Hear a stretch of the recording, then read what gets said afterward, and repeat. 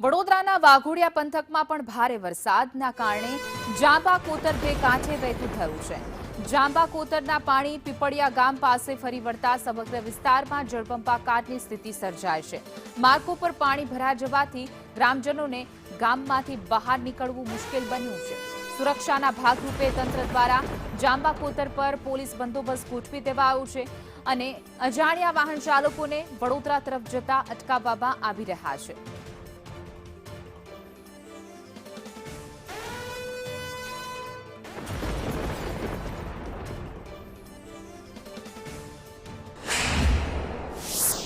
વાઘોડિયામાં વરસાદી વાતાવરણને લઈ ઠેર ઠેર રોડ રસ્તા બંધ થયા ત્યારે હાલ આપણે સંદેશ નિધિ ટીમ પહોંચી છે વાઘોડિયાના પીપરિયા ખાતે। હું બતાવીશ કે આ જાંબા કોતર છે તે હાલ બે કાંઠે વહી રહ્યું છે, જેને લઈ અહીંનો જે વાહન વ્યવહાર છે તેને ખાસ અસર જોવા મળી છે। આ પીપરિયા ગામનો હું ગેટ બતાવીશ, બાજુમાં આવેલો ગેટ છે।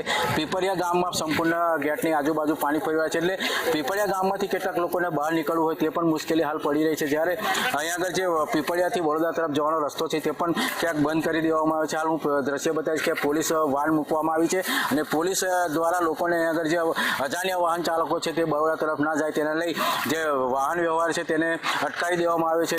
રાજુ મંસૂરી, સંદેશ।